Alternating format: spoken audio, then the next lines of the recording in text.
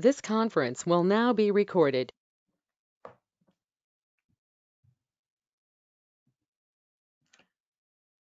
So when we actually move on to the hormones or to the steroids that are present in our body or to the substances which have a steroidal structure, and we move on to that, we we divide those steroids, or we divide those hormones into two types or two parts. One is what we call it as the sex hormones, and the other is what we call are the adrenocorticoids and glucocorticoids.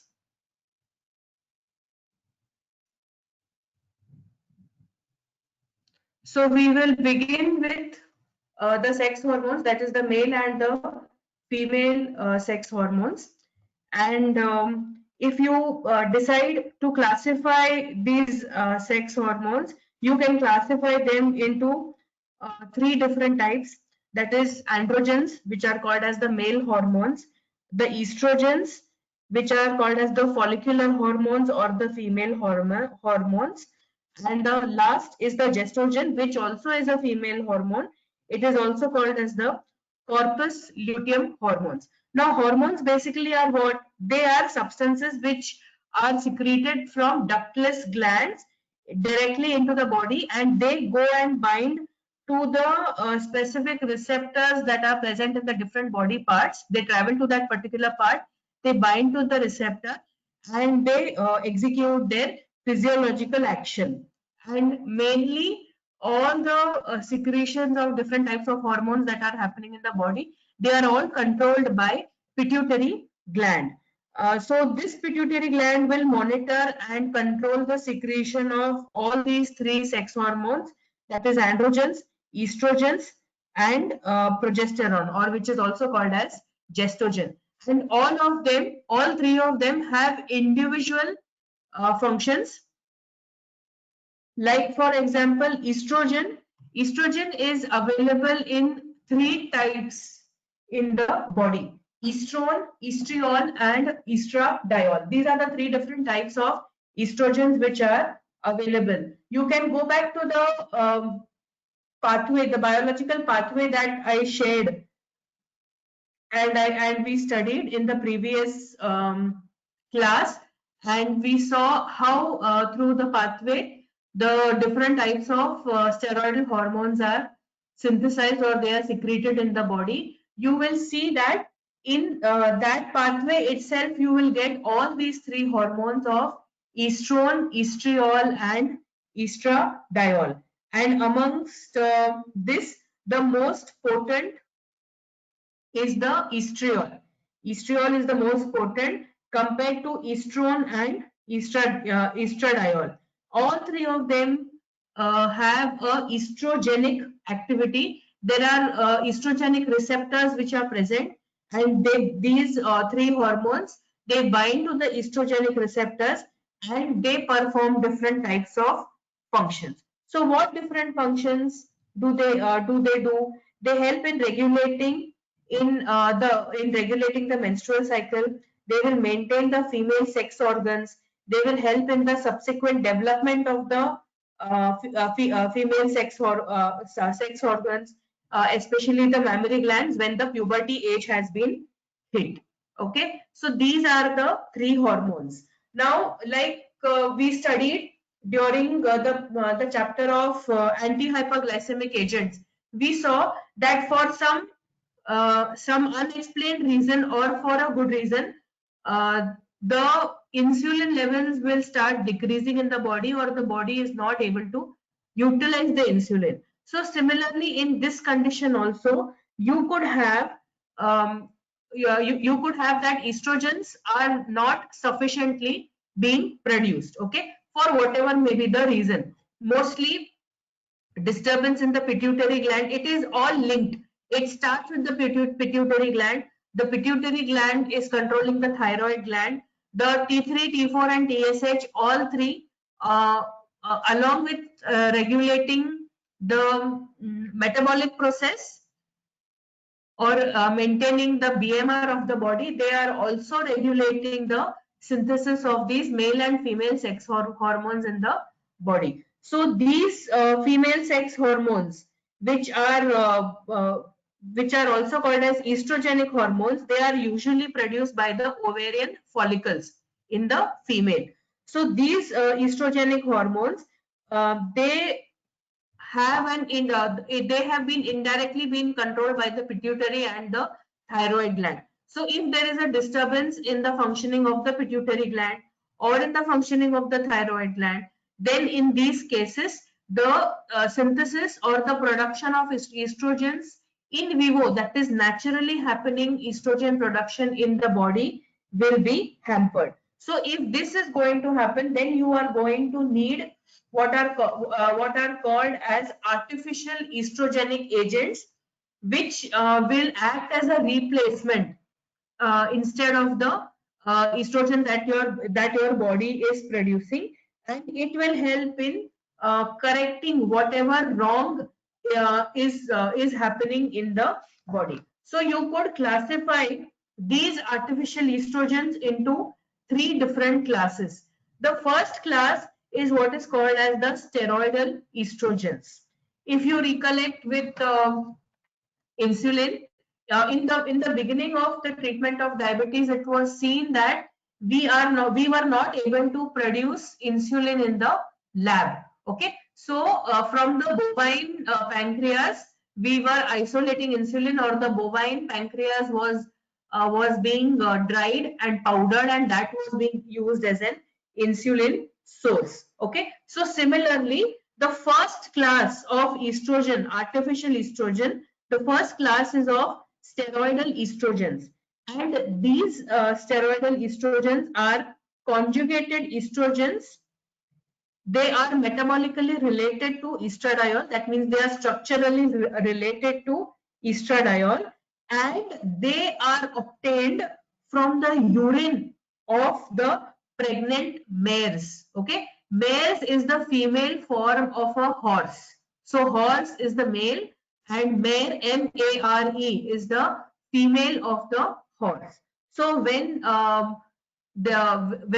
mares or female horses are pregnant, these pregnant mares, they excrete estrogen from their urine. Okay, so what is done is this urine was collected, and from this urine of the pregnant mares, they developed these steroidal estrogens, which could give activity like estradiol. So which were the two drugs that were isolated from the urine of these pregnant mares? There were two. One is estrone sodium sulfate, and the second one is the equilene sodium sulfate. So what was done was, from the urine, these two equilene and estrone, they were isolated, and they were converted to sodium sulfate salts, because if you recollect, all the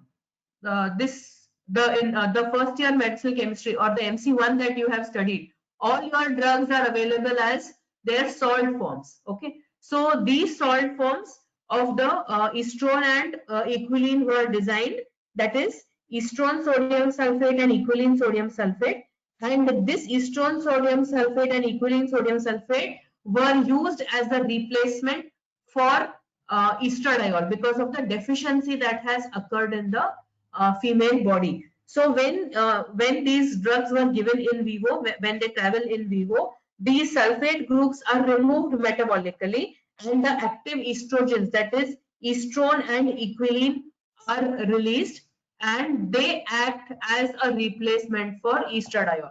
So whatever developmental functions that the estrogen was supposed to do, like it was supposed to develop the secondary sexual characters, it was supposed to develop the mammary glands, it was supposed to regulate and control the menstrual cycle, these were being disturbed because estrogen levels in the body were not correct. Estradiol was less in the body.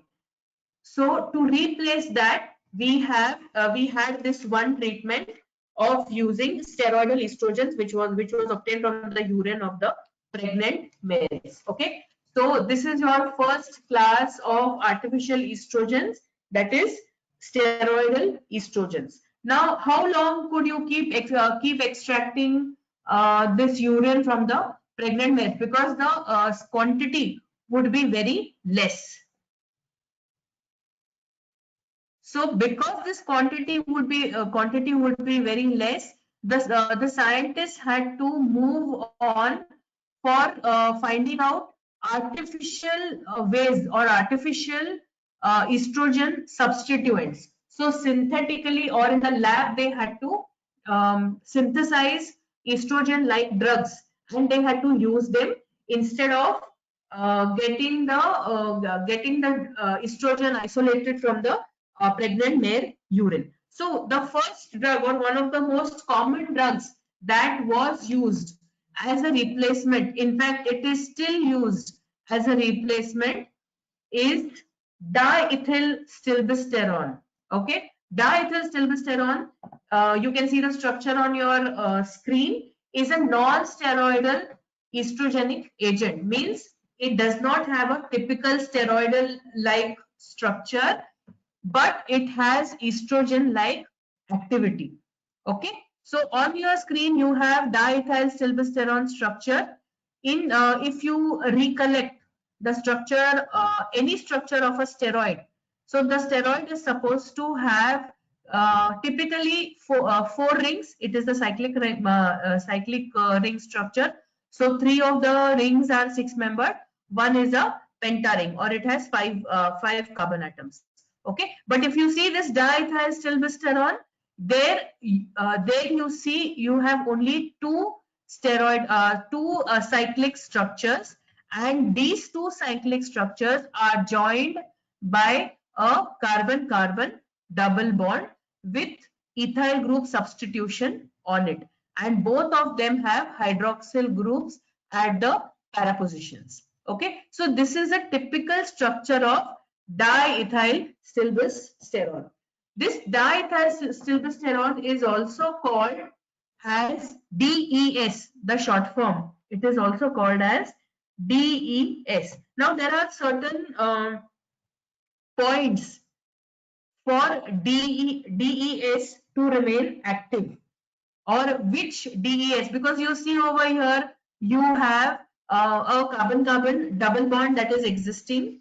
So you are going to have two isomers. Okay, you are going to have a mesoisomer of diethylstilbestrone, and you are going to have a treoisomer of diethylstilbestrone.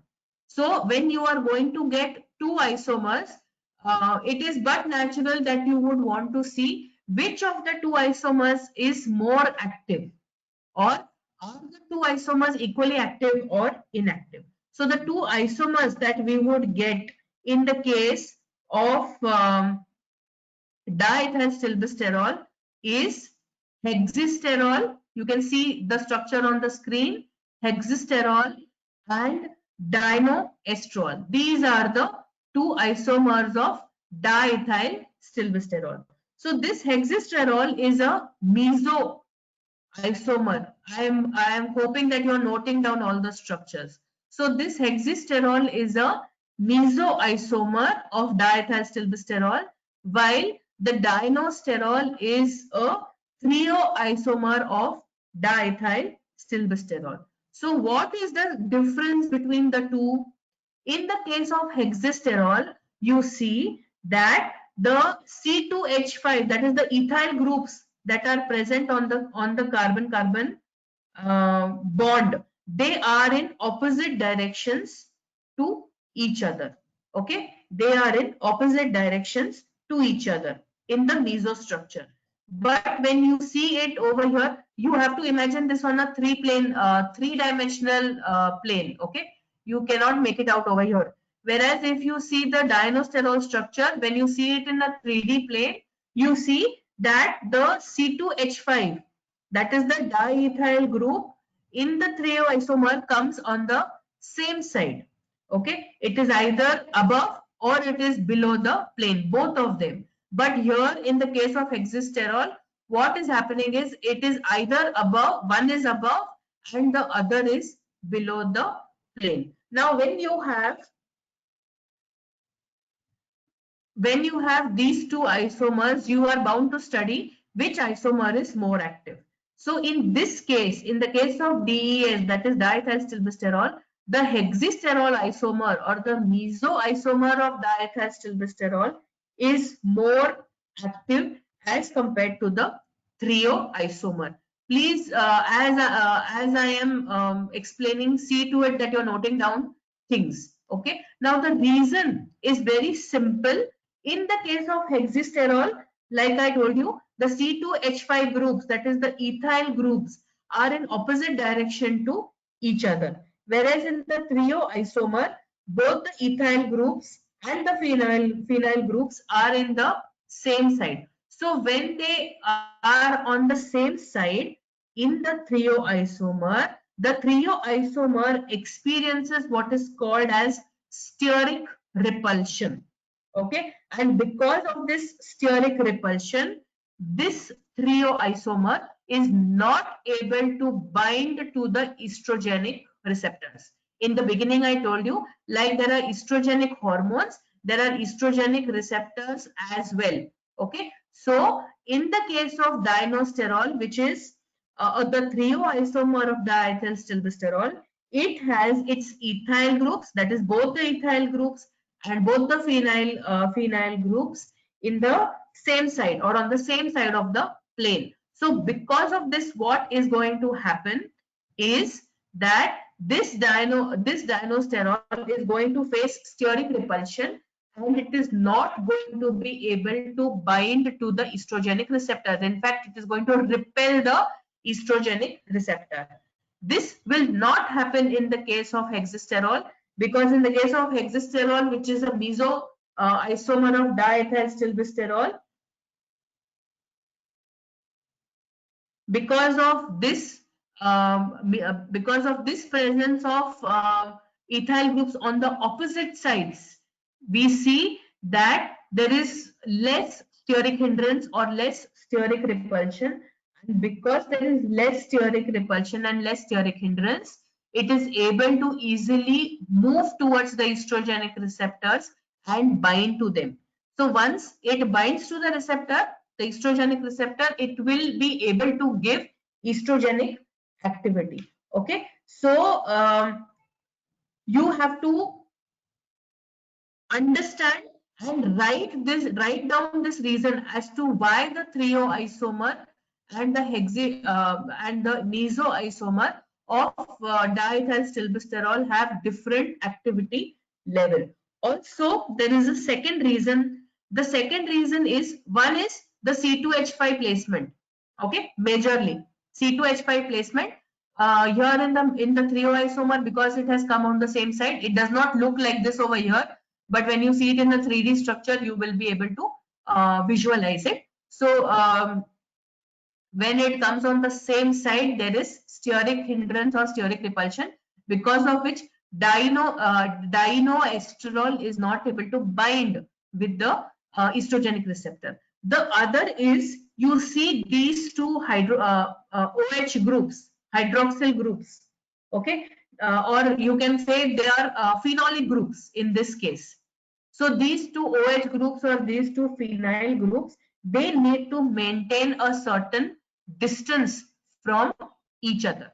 Okay, this one of them is a 3OH, the other is a 17OH. So it like depending upon how you start numbering it, you say that this is 3OH, okay, and this is the 17OH, or it can be vice versa also, because the structure is almost similar. Okay, so one of the phenol groups is 3OH, the other is 17OH, and you need to maintain the distance between both these phenolic groups or both these hydraulic groups. Only if you maintain the distance, you will be able, or this diethylstilbestrol will be able to bind to the receptor. Okay, so this distance which has to be maintained between 3OH and 17OH will be maintained only in hexysterol, because here they are on opposite sides. but in the case of the phenolic groups in dienoesterol, they come on the same side. So that is why we see steric hindrance as well as we see repulsion. And because of this reason, because the distance between both of them is not maintained, this structure will not fit into the structure of the estrogenic enzyme. If you recollect your biochemistry, when an enzyme binds with its substrate and there is a lock and key model involved in which the lock and key fit into it correctly, only then will you see that there is some kind of biochemical process which will start. Okay, so because the distance between OH is not maintained, and because there is structural hindrance developed when C2H5 is on the same side, you see that the hexasterol is more active than the dienoesterol. Okay, so please understand this. This is very important. So we have seen two classes. One, the first class that we saw was of steroidal estrogens, from which you get equilene sodium sulfate and estrone sodium sulfate.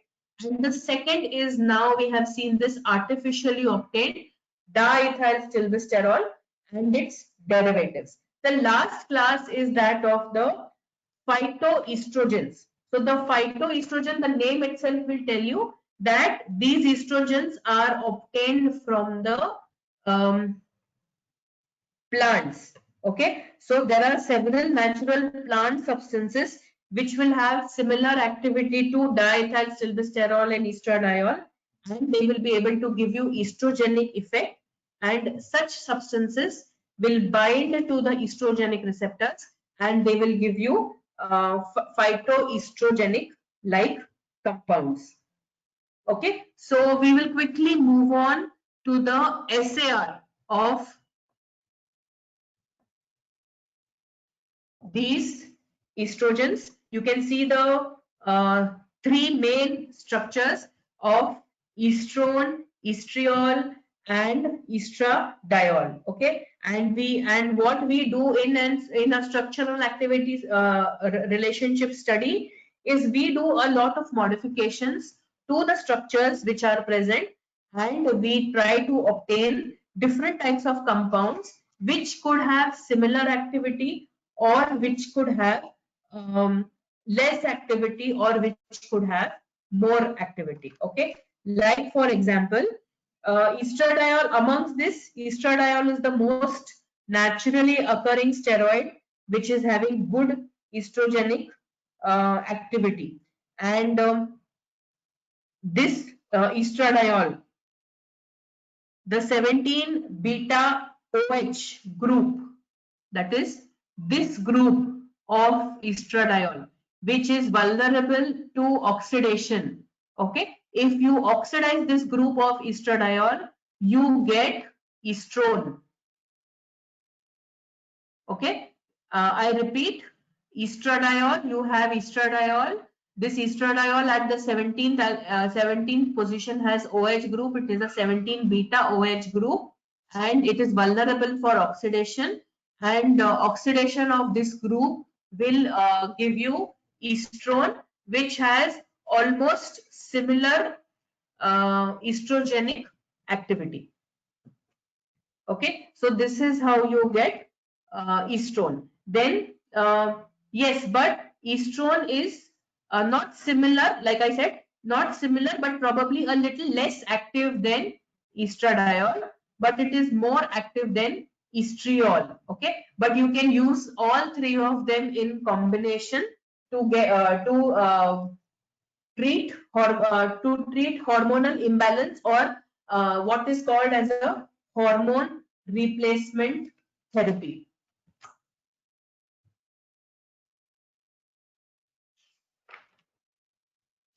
You from this estradiol structure, you can have what is called as a ethylene estradiol. Okay, this ethylene estradiol at the 17 alpha position, it is having a addition of an ethylene group. Okay, at this position, it is having addition of an ethylene group. It is called as the 17 alpha ethylene estradiol, and this 17 alpha ethylene estradiol, which is obtained from estradiol, is 15 to 20 times more active orally than estradiol itself. Okay. Then from this 17 alpha ethylene estradiol, you can have a drug which is called as mestranol, and mestranol is nothing but the prodrug of ethylene estradiol. So you have estradiol, you add a ethylene group over here at this position, and you get 17 alpha ethylene estradiol, and you can convert this 17 alpha ethylene estradiol to a 3-methyl ether, and this 3-methyl ether of ethylene estradiol is mestranol, which is a prodrug. So you actually are taking mestranol as the drug, which goes in vivo, converts itself to 17 alpha ethylene estradiol, which can act as a substituent when you are producing less amount of estrogens, especially estradiol. Okay, so these are some of the structural activity relationship points for estrogen. Very simple. There are hardly 3 or 4 points. I'm sure you will be able to note it down. Also note down the structures of ethylene estradiol and mestranol. Okay. Now, what is the use of getting all this replacement? Why do you want to get so much of replacement? The reason you want to get so much of replacement is because over a period of time, or sometimes in the beginning of the puberty age itself, we often see patients who are having less synthesis or less production of estrogen in their body for whatever reason. Okay, so if you are having such a case where you are having less production of estrogen in the body, you need to supply it artificially or from outside, like what we do in the case of diabetes. Because insulin has reduced, or the quantity of insulin is less, or the body is not able to utilize the insulin that is present, we are giving insulin injections. Previously, we used to get it from the bovine pancreas. Now, because of advanced biotechnological skills, we are able to synthesize that insulin in the lab. So similarly, because of advancement in medicinal chemistry, we are now able to synthesize these estrogen or estrogen-like substances artificially in the lab, and you can use them for hormone replacement therapy, especially in postmenopausal women. The estrogen levels fall, because of which they experience dryness of vagina. They become prone to osteoporosis. They become very moody. You will see a lot of mood swings.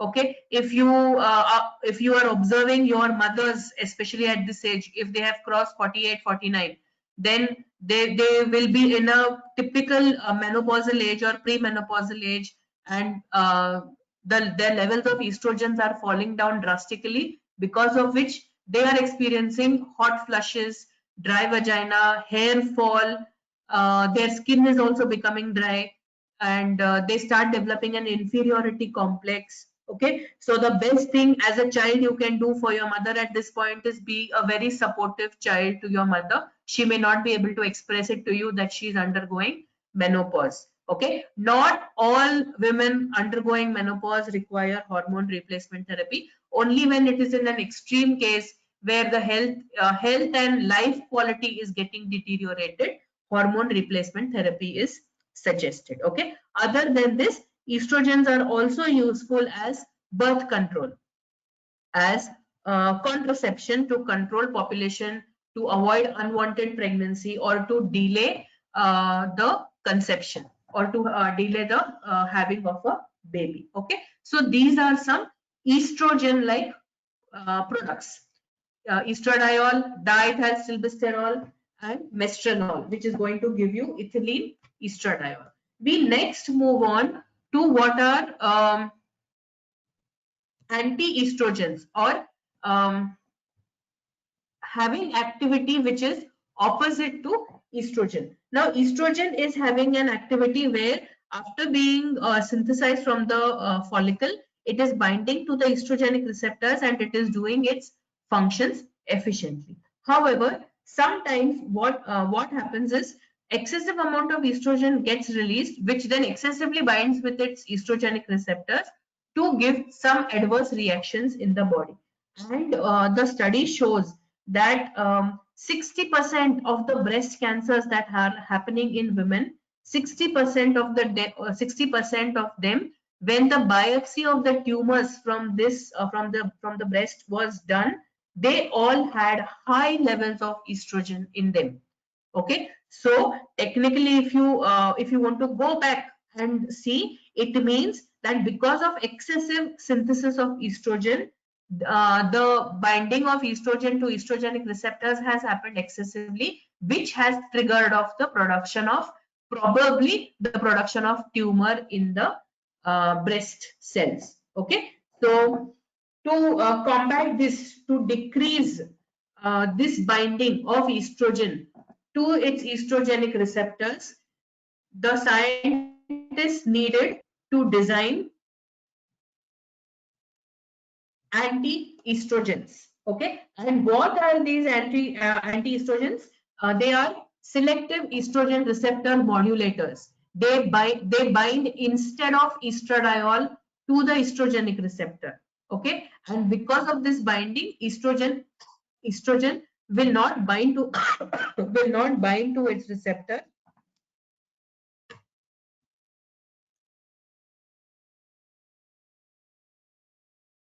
And because it will not bind to the receptor, this further tumor development or the growth of the tumor will be held back. Okay, so the two common drugs which are used as anti-estrogens, one is what you can see on your screen. I hope you can see. One is tamoxifen and the other is clomiphene. Okay, they both act as anti-cancer agents. They are actually anti-steroidal or anti-estrogenic anti-cancer agents. So when you are quoting anti-neoplastic agents, you should not fail to quote these two drugs, tamoxifen citrate and clomiphene citrate. Okay, both of them are having anti-estrogenic activity, anti-cancer activity.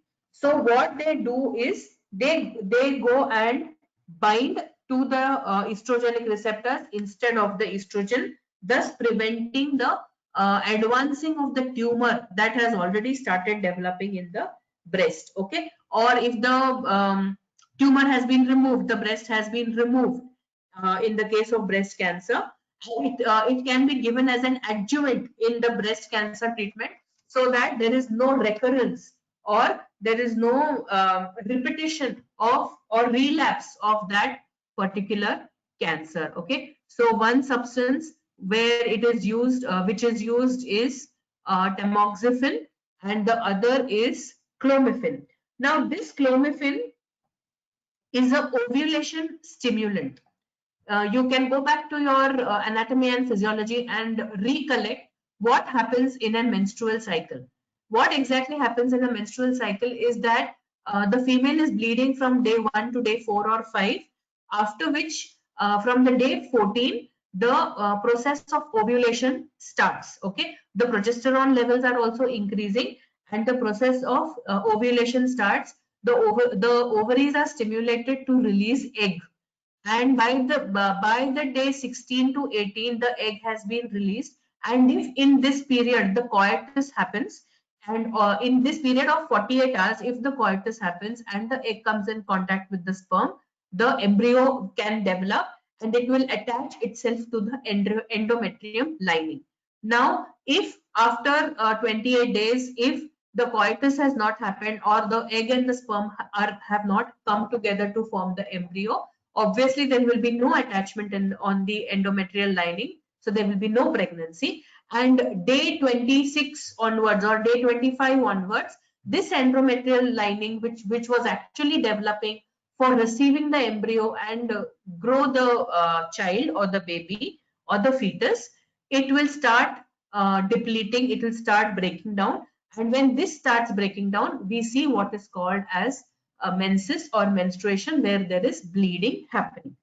Okay, so this process of ovulation, which is happening between day 12 to day 14, this can be stimulated with the help of this clomiphene. So other than being used as an anti-cancer agent, clomiphene citrate is often used by fertility specialists and gynecologists to treat infertility in women. If a woman has any issues with development of eggs, so in that case, clomiphene citrate can be used. Okay, so this is all about estrogens. What are the different types of estrogen hormones? What are the different types? We have seen 3 types. One is diethylstilbestrol, one is from the plant, that is phytoestrogens, and the last, or rather the first one that we studied was to get it from the urine of the pregnant mares. Okay, and we have seen anti-estrogenic agents also. So like how we have estrogen and anti-estrogenic agent, in the next class what we will be seeing is androgens and anti-androgenic agents. Okay, meanwhile, till our next class is scheduled, prepare notes, refer books, read, and come back with questions if you have any. If you want, you can ask personally also in the chat box. You can ask about estrogens and anti-estrogenic agents.